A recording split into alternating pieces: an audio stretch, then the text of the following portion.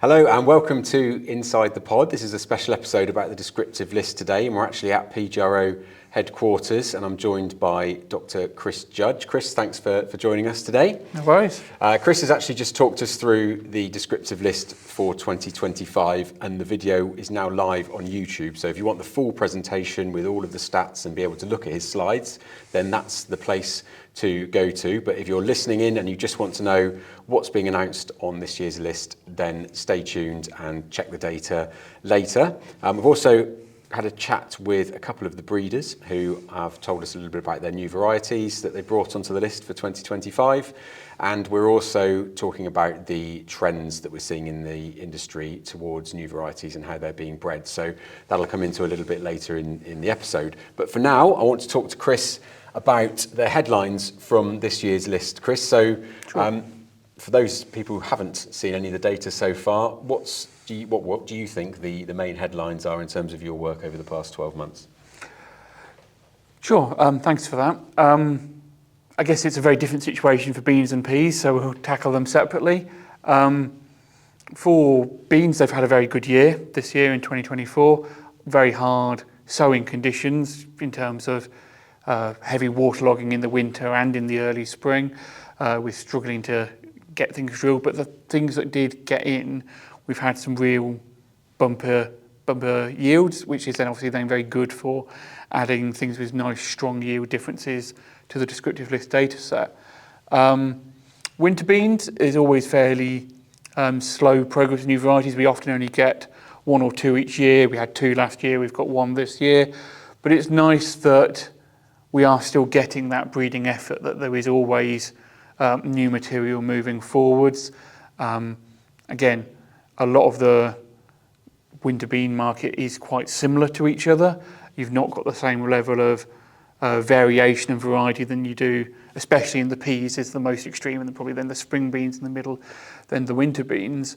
But even just things like having a slightly better disease rating or a slightly earlier variety doing well does give the farmer options to really tailoring what they grow to the market. So we've got one new winter bean this year, as I said, and it's an earlier variety.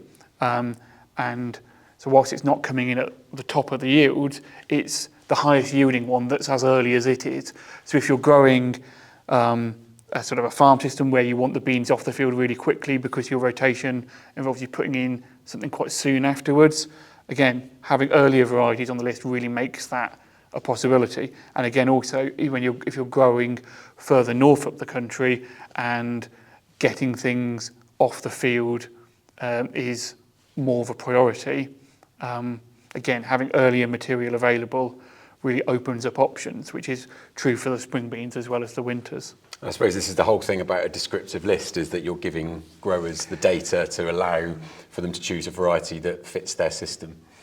Yeah, and obviously there's only so many traits we can show, there's only many traits that are sort of feasible to test, but you just need to let people know what is out there, let people know what breeders have worked on, and test it independently, not in conjunction with a set breeder choosing their favourite bits of data.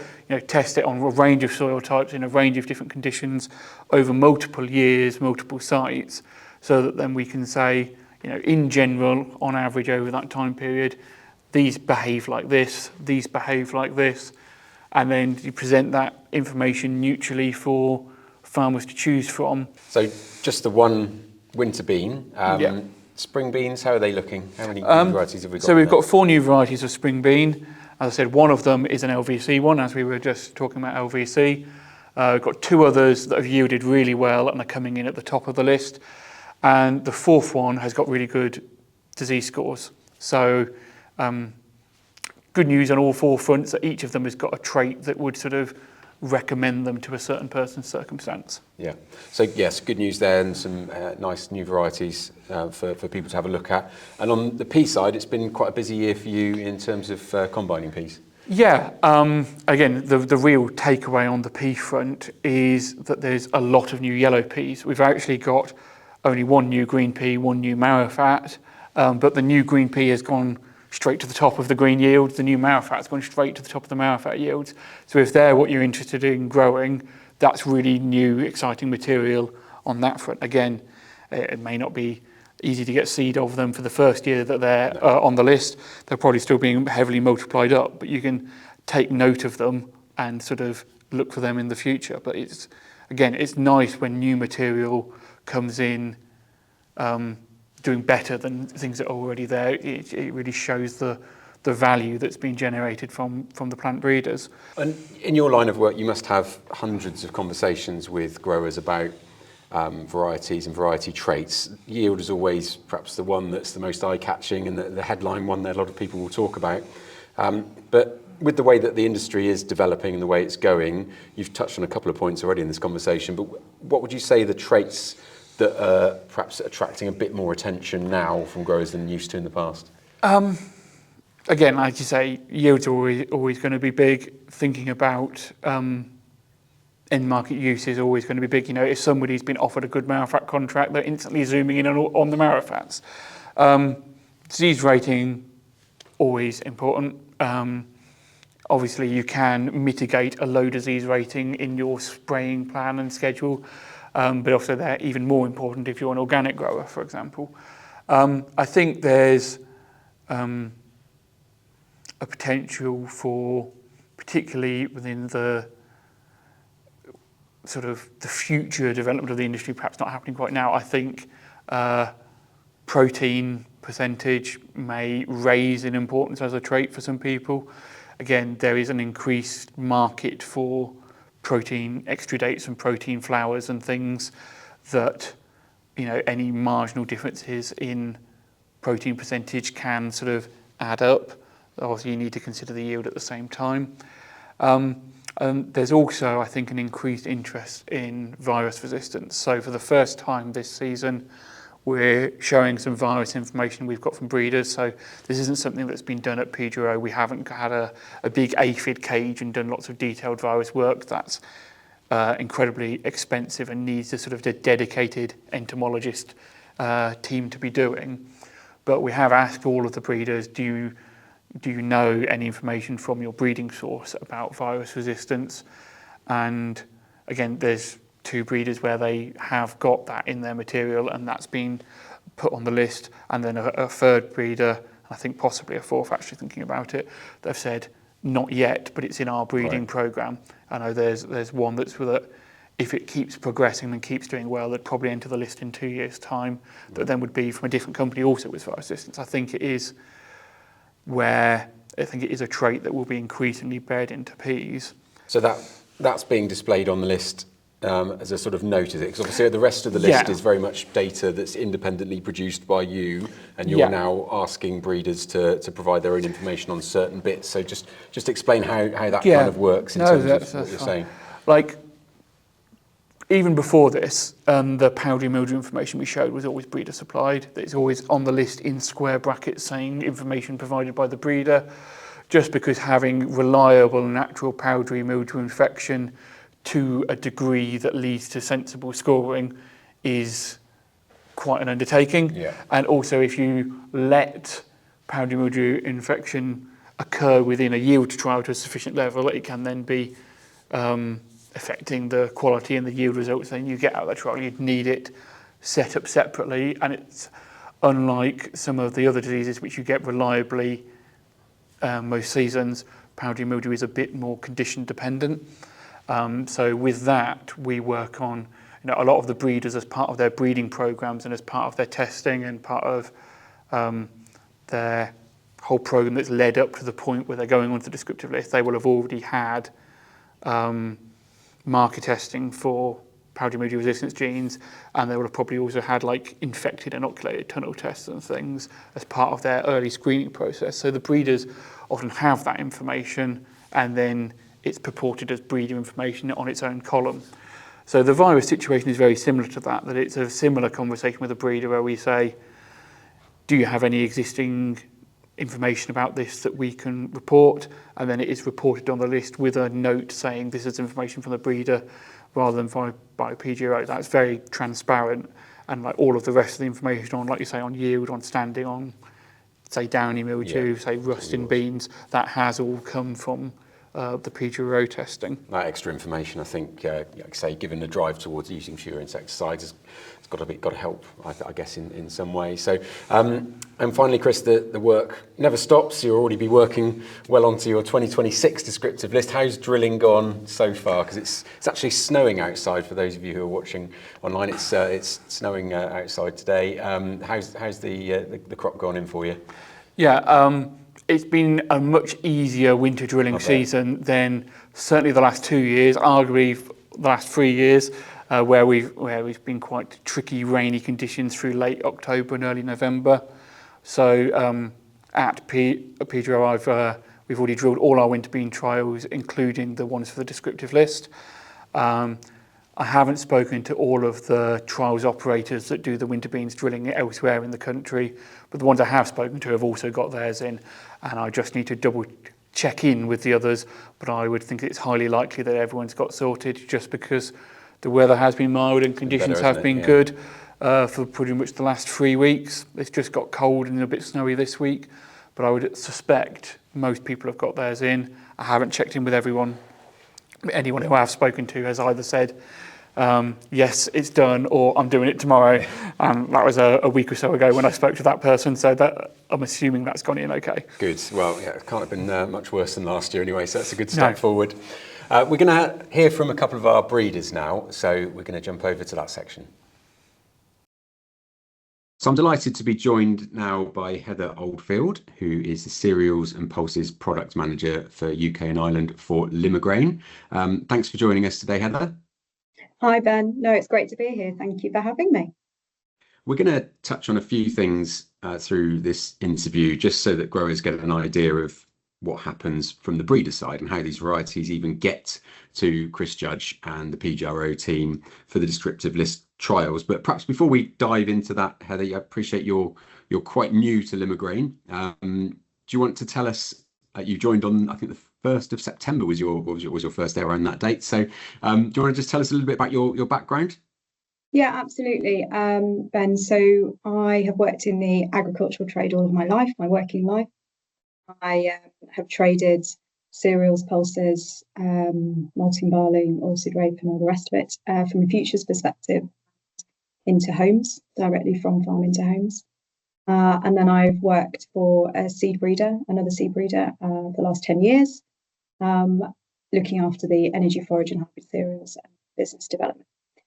I also sit on NFU National Combinable Crops Board as well, which is really useful to get a wider farmer perspective and an idea of what's going on farm across the country. And then we also farm at home in Lincolnshire. We are arable and beef farmers. So we've just heard from Chris Judge, who's talked us through the descriptive list for 2025. Limagrain has got 2 varieties on there. We've got a combining pea and a spring bean. And I'm conscious this is fairly old, the role is fairly new to you, Heather, so you've probably not been involved in the whole programme bringing this one to the trials. But from your perspective, what can you tell us about the 2 varieties that are on the list for this year? So in terms of field peas, we've got LG Corvette, new for this year. It's a high yielding field pea. It's got a very good downy mildew score of 8. Its protein's pretty high, and it seems to hold its colour, and we'll see how it gets on this year. The physical samples that I've seen from this last harvest and the year before look pretty good.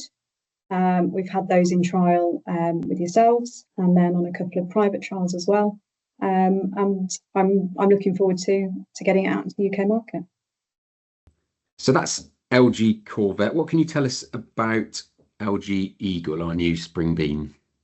So we're absolutely delighted that it's come out as top of the list, joint top. It's got a good all-round package. We will have a limited amount of seed available in the spring. We'll be looking to multiply as much as possible to then go out to commercial market in 2026.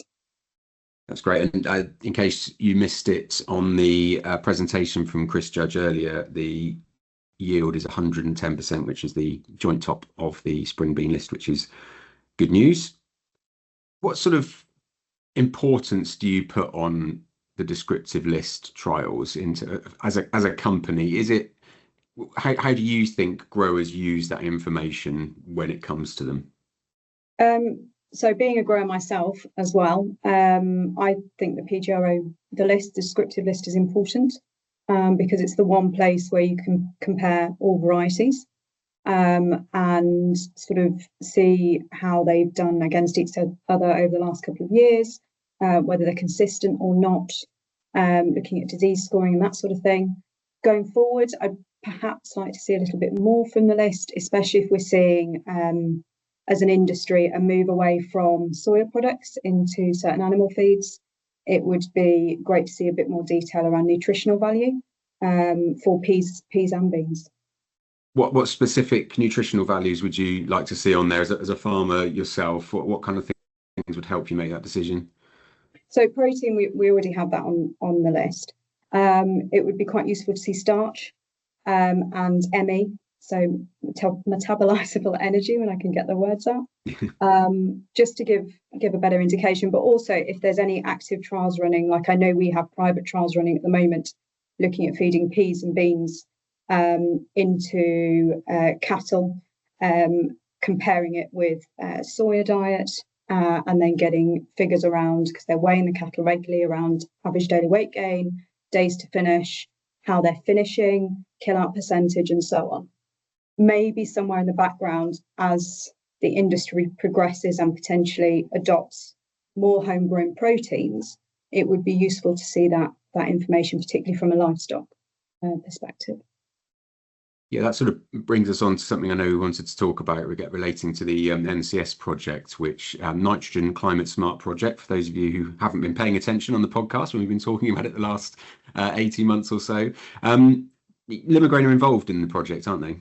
We're not a consortium member, unfortunately, because I think the project started last spring, and I've obviously only been in post since September, and we have a new breeder as well that's joined us this year.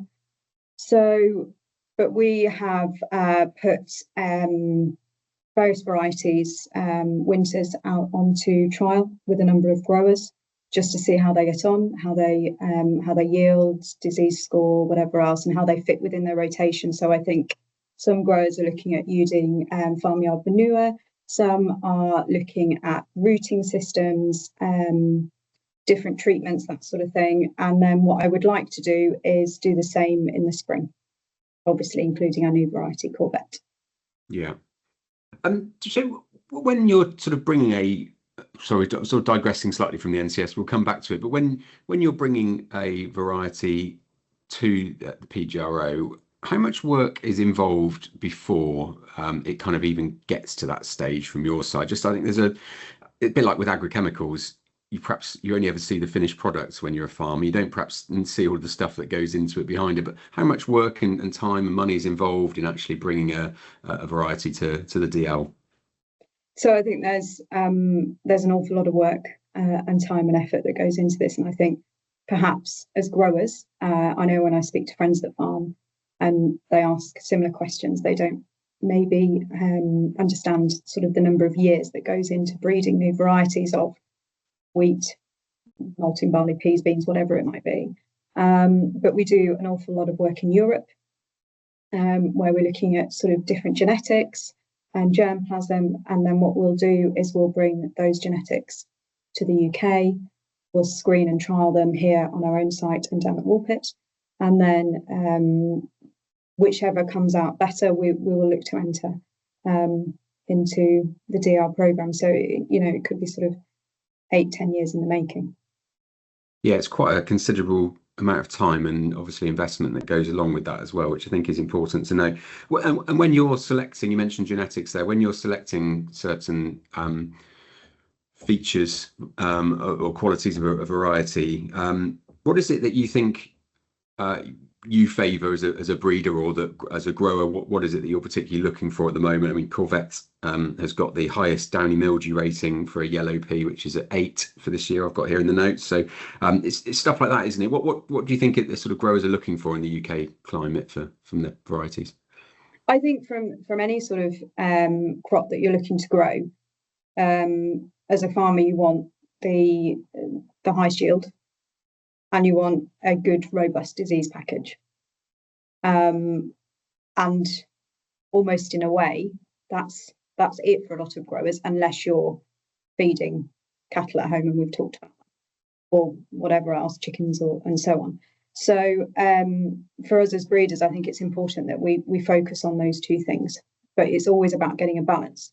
So because often the problem is with breeding that you add something else in, you add another gene in that creates another level of resistance, and then you get a yield drag. So it's really about balancing the two and seeing what's more appropriate for market. And then when you're thinking about blues, of course, we want something that retains colour. And then sort of speaking to the trade at the moment about the yellows, they often, for the new markets that have sort of progressed over the last 5 to 10 years, fractionation, they're looking at something that's more tasteless. So it's okay, how do we breed for that, and how do we move forward with that, and is there something that we can pinpoint that leads to that outcome? So, and I think it's important to always be horizon scanning and keeping up with those markets and seeing what we've got in our portfolio, because you might throw it away because it might not be quite the highest yielding, but it might have a use for market.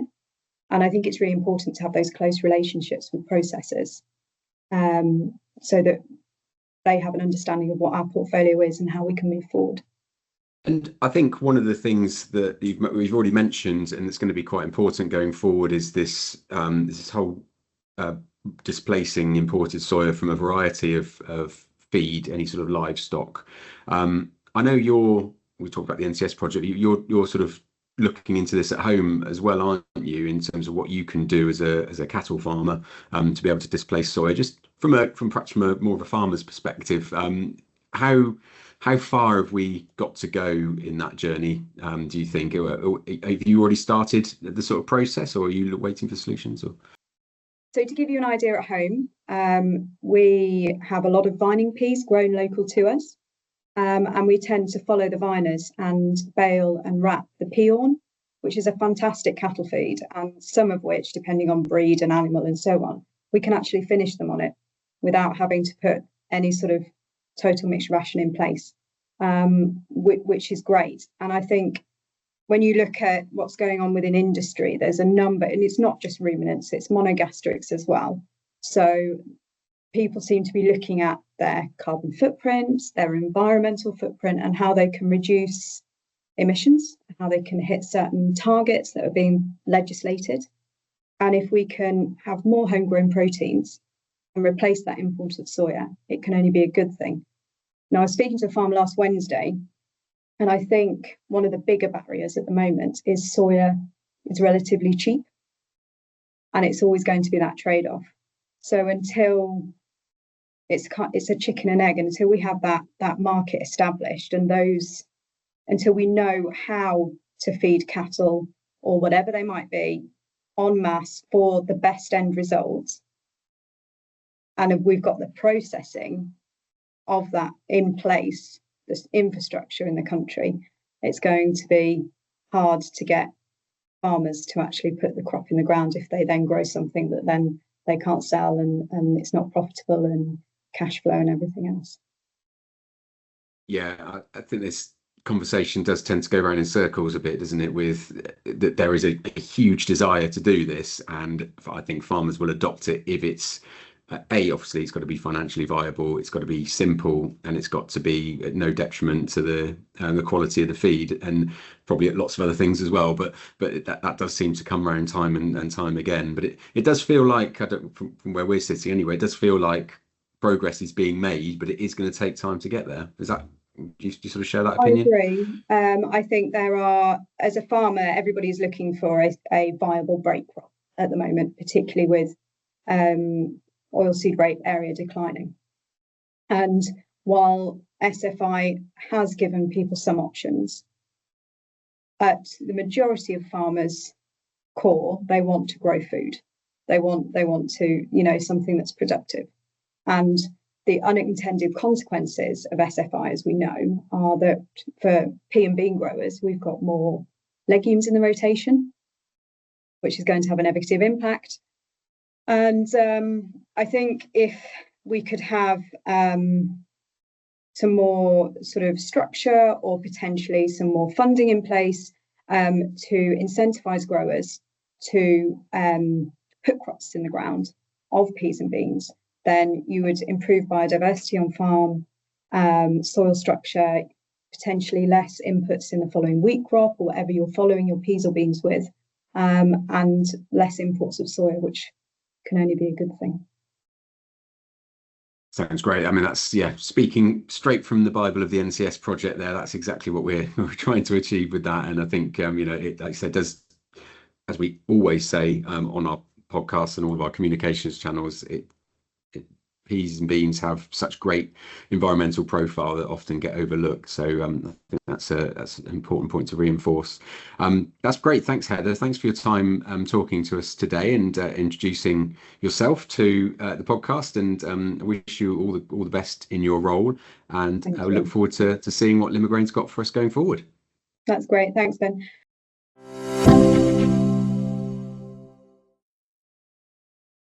So joining us now is Michael Shuldham, who is the Pulse Product Manager at NPZ. Good afternoon, Michael. Thanks for joining us. Hi, Ben.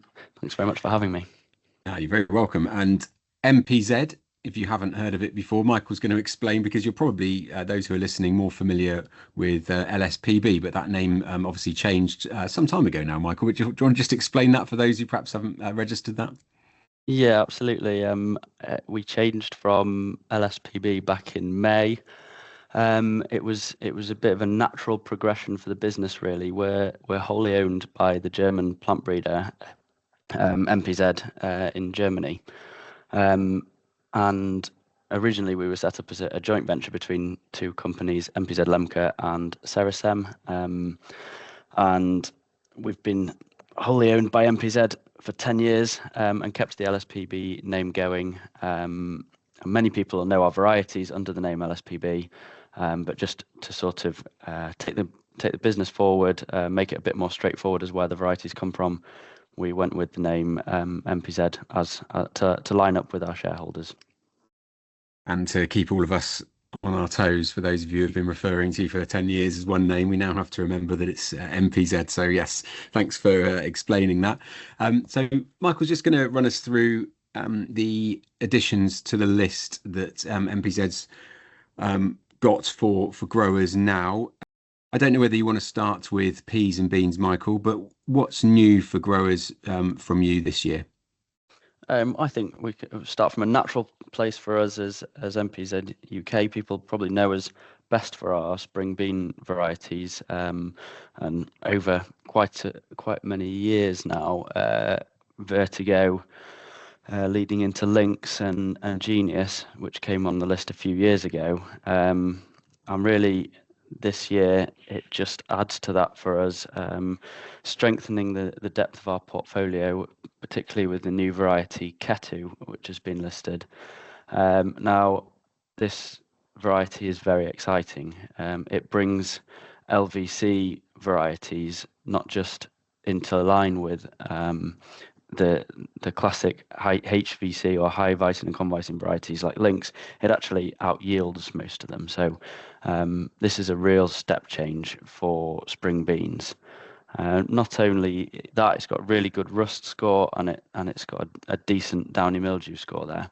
So I think for growers now looking at growing a spring bean, the question isn't what is LVC and should I be growing that? It is just what is the best bean for me to be growing this year, and then is there an added benefit to having that LVC? And that market is developing, and I think really as the varieties develop, the market's going to develop with it.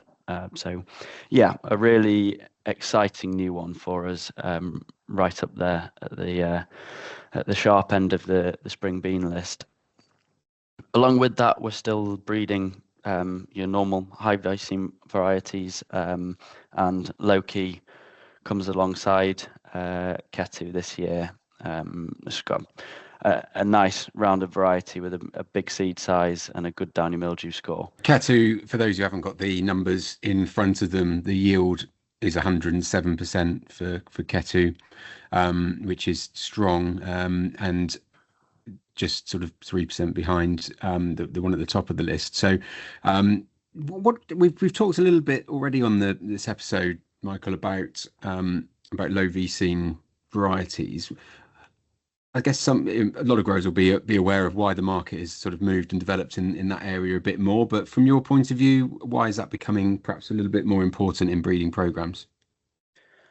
Well, take it back to the start. We actually started looking at low vicine and convicine quite a long time ago in terms of the benefit you can get in feeding, particularly monogastric animals, but actually all animals and humans.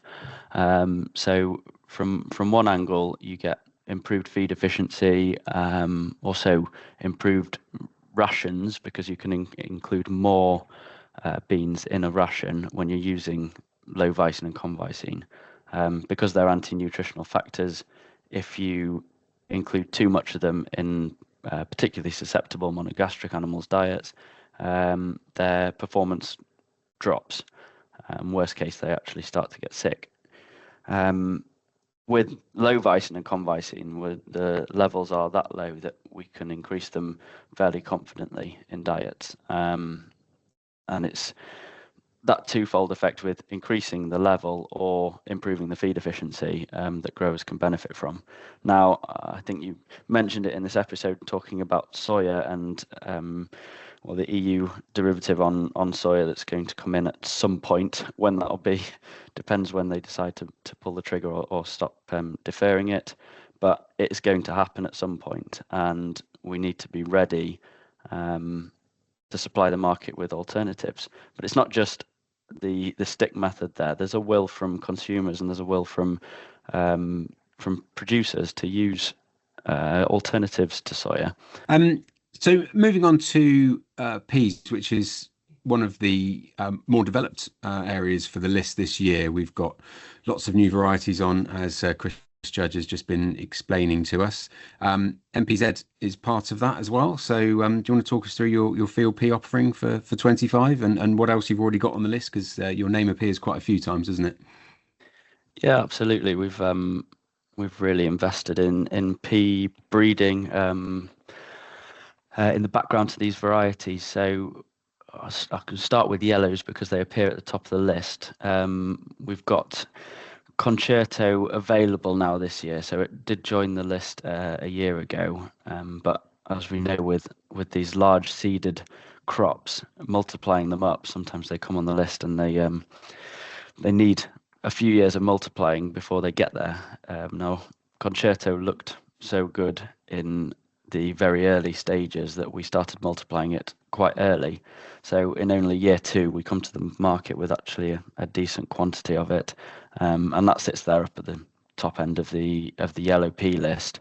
And it's not just that it sits at the top for yield; it's also one of the very highest downy mildew scores, resistant to pea wilt, and it's got a really, really huge 1,000 seed weight, which will be very popular with processors and feeders, to be fair. So, that sits there very, very nicely. Although it's not new this year, it should have a really, really strong year.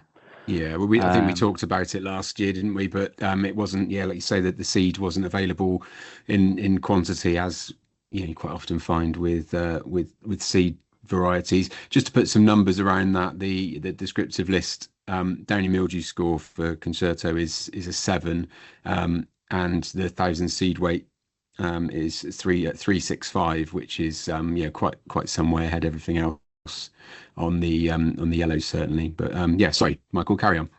Yeah, no, thank you for that.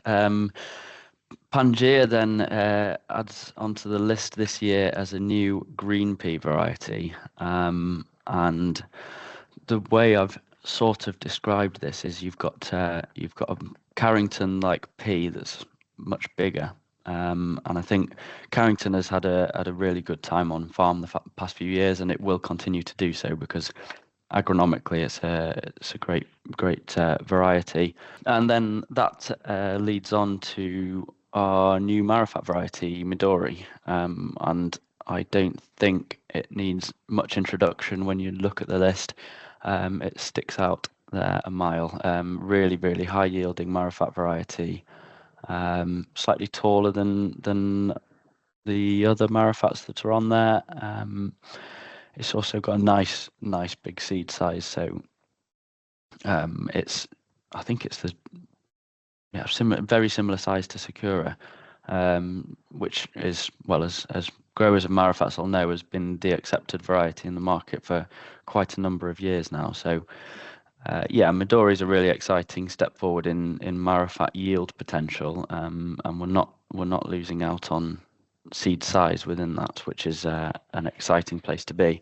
Now it puts us back in that position of Midori will be going into another year of seed production, but it's there ready for growers, and hopefully in spring 26 it'll be ready to go. Yeah, Midori yield of 103% there for those, which is an uplift from its next closest variety at 99 there. But obviously, there's a lot more, as we always say about the descriptive list. There's a lot more to it than just yield. We do look at the whole point of this exercise is the overall package, as Michael's alluded to. So a good showing from MPZ this year. Just more broadly on the market, Michael, I know you're very positive about pulses. You always have been. What are your current feelings towards the market? It hasn't been a year without its challenges one way or another. So as we sit here today, how are you feeling about the outlook for pulses? Yeah, I think I can approach the question from two ways, but how I'm feeling is when you look at pulses, what they can do for a lot of the environmental and food challenges, or health challenges we're facing in the UK, you can only really put a positive spin on what the potential is for them.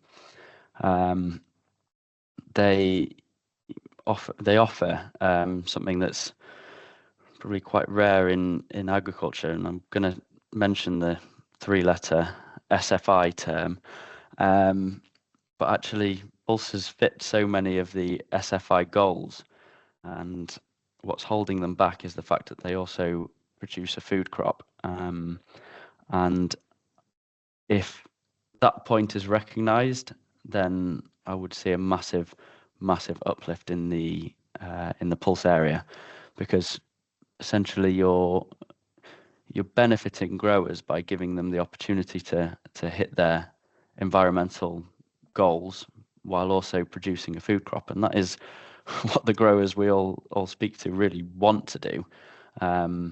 Now, sustainable farming has got to be at the forefront of everyone's minds in the industry, because we know the climate risks that we're facing. And to me, pulses are the epitome of it. They are sustainable farming. And let's not forget, they go on to benefit the following first wheat crop. And that is what most farmers are making their money out of. I mean, we've talked a number of times about how pulses and vegetable legumes fit into this sort of utopia, if you like, of how we help feed the world and solve some of the environmental problems that exist in the countryside. And you've just alluded to it there, but what do you think is the key to unlocking that potential? Is there one thing that you wish we could just do to be able to unlock that potential and make governments realise, incentivize farmers to grow more of the crop? What is it that we need to do? Because it feels like it's obvious. It feels like the end game is obvious, and it feels like all the right components are there. But how do we unlock that door? You're right that everything's there, and actually government know it, but we have to just get some joined up thinking and support joined up thinking there. They do know it because the Innovate grants are supporting pulses, projects like the NCS project, the Answers project that we're involved in. There is investment in helping pulses to be a major crop. On the other hand, I don't think that the government are seeing the damage that is being caused by some SFI options that perhaps offer the same benefits as pulsars. And I think the one thing that we would like to see is pulsars not get sidelined for something that does the same thing. And I'm loosely alluding to num3, for example, here, a legume fallow mix, where actually the payment for that particular option with an average pulse crop is probably a similar gross margin opportunity, but we want to see the pulse crop recognised for bringing more than just the environmental benefits. Well, I think we can share those sentiments, and thanks for summing those up for us and for your time this afternoon joining us. So thanks to Heather and to Michael for their inserts into this episode, and indeed to Chris. Thanks for joining us, Chris, and explaining what's on the 2025 list. If you're watching on YouTube, make sure you hit the like button and subscribe, because you'll then get alerted every time we've got a new episode to share with you. And also, if you're listening on your usual podcast provider's website, make sure you subscribe to be alerted to every new episode. That way, there'll be lots of new content coming soon, so stay tuned. But until then, thanks very much for listening.